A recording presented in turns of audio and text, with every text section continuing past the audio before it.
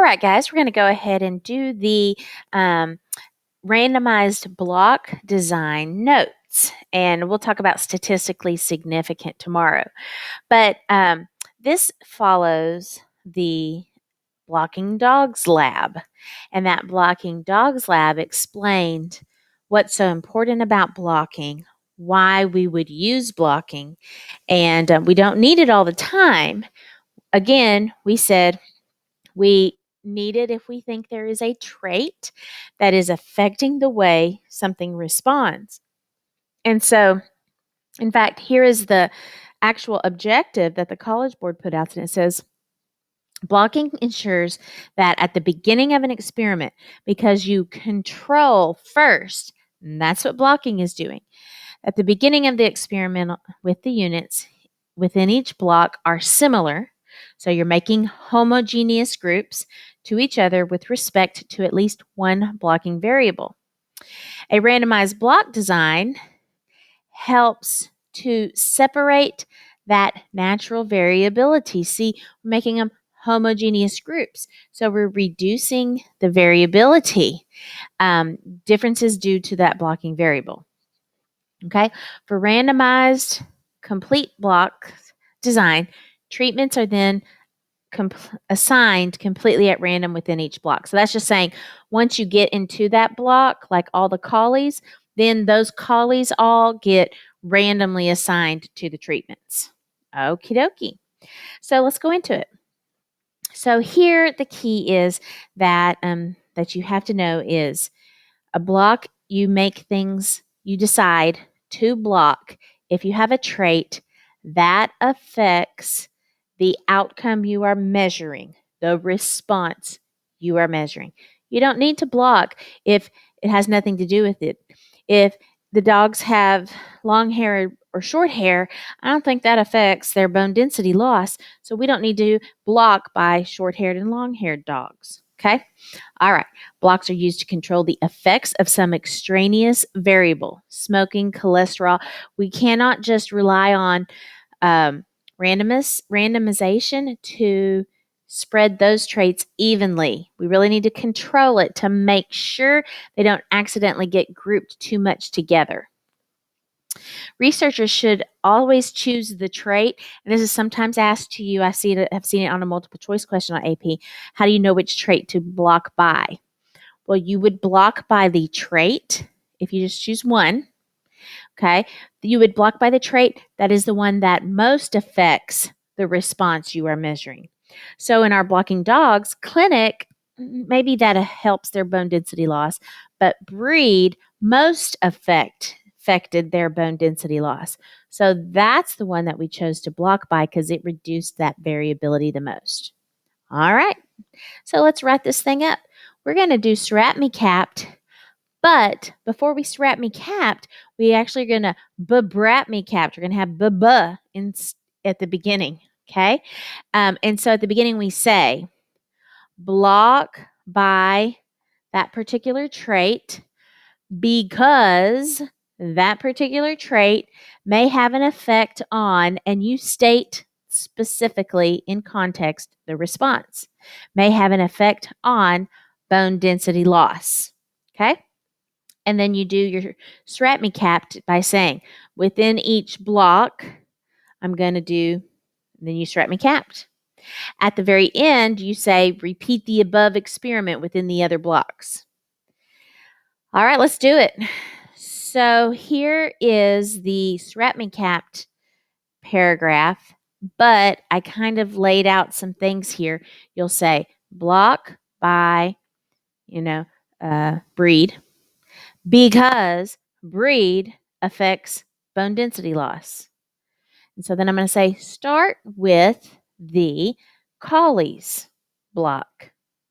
So I'm going to start with one of the blocks. And now I'm going to strap me cap in the collies. Just completely strap me cap. So I'm going to start with the collies block, and I'm going to randomly assign them by putting them in a bag, blah, blah, blah, blah, blah, finish it out. And then once I'm finished completely out with the collies, I say, repeat the above experiment in the Akitas, Dalmatians, and Beagles blocks. That's it. Done. So let's do that. Here we go. Here was our problem about the, and we see some of these same problems over again just because it helps us go quicker and remember them. So this was the one with the bipolar symptoms. Okay. But what happened is, and see here, we were measuring them on a scale of 1 to 10, with 1 being the less bipolar symptoms and 10 being the most severe bipolar symptoms. Okay. But here was something new, additional information we got. Suppose that some of the 30 subjects were very active people who walked a lot or got very vigorous exercise several times a week, while others tended to be more sedentary, working office jobs, watching a lot of TV. Okay. So, our intended explanatory variable is those omega-3 fats from fish oil. And then that response is that bipolar symptom reduction. And of course, since it's on a scale of 1 to 10, it's that average. But look here what I asked you. I said, state the variable that is confounding the problem and could cloud the effects of the treatment. And that was that additional information they had. Active patients versus the sedentary patients. So the amount of exercise. So look at this next question. And I pose this same kind of question, I think, on every homework problem because I want you to really understand what's happening here and why it's important to control that trait. So I say this. What if you had designed a completely randomized design where you just put all the 30 patients in a big bag, shake well, and you were going to just rely on randomization to spread their traits evenly? Okay.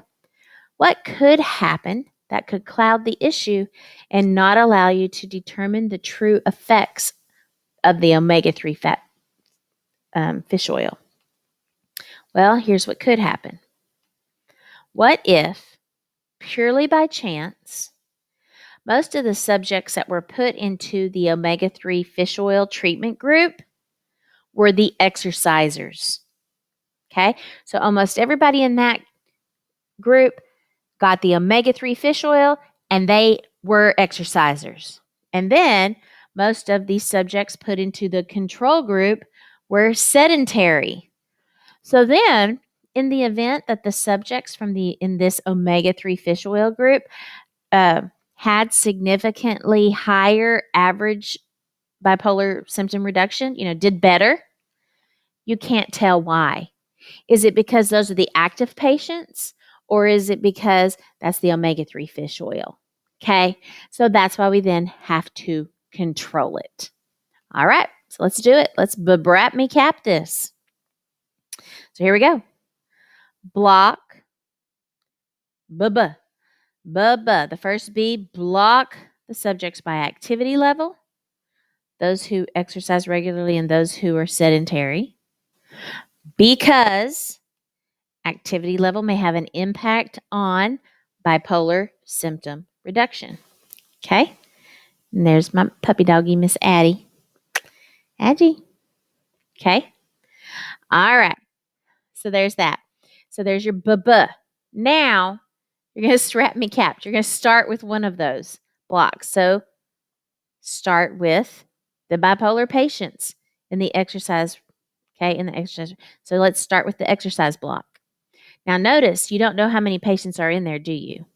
You cannot say, 15 patients are the high exercisers and 15 patients are the sedentary. So keep in mind, we don't have a number of patients, okay? All right, let's see what's next. Randomly assign the patients to a type of medicine by putting them in a big bag, shaking well. Pull out half of them to the omega-3 fish oil and the other half to the placebo group. Again, I'm having to say half because I don't know how many patients are the regular exercisers. I take my 30 and I say, do you regularly exercise? Go there. Do you regularly exercise? Okay, go there. And so on and so forth. Whoever does and doesn't, and I don't know how many that's going to be. All right, so that's our R and our asterisk and our T. So now we're going to measure each patient's bipolar symptom reduction on a scale of 1 to 10. Let's see what's next after ME. Compare the average bipolar symptom reduction of the omega fish oil group to the control group to see if the omega-3 fish oil group, to see if that omega-3 fish oil group experiences significantly more bipolar symptom reduction on average than the patients in the control. Okay, so we and then we strapped me capped, but now we got to conclude it by saying, repeat that above experiment that we just said with the exercisers in the sedentary lifestyle block. Done. That's it. So if you were good at strap me capped, then you just at the top and put that repeat at the bottom and you're done. You got it. You're good. You just got to remember you don't know how many are in each block. Okay? All right. I don't think, let's see, did I ask any other questions like about blinding or anything here? Nope, doesn't look like it. And that's all I did was that one example. So you're good. You got it. Now you're going to go do a few problems for homework. I think just 2 maybe on the homework. All right. Good luck with that. And I hope Babrat Me Capped is going to help you be able to do a well-written blocked experiment.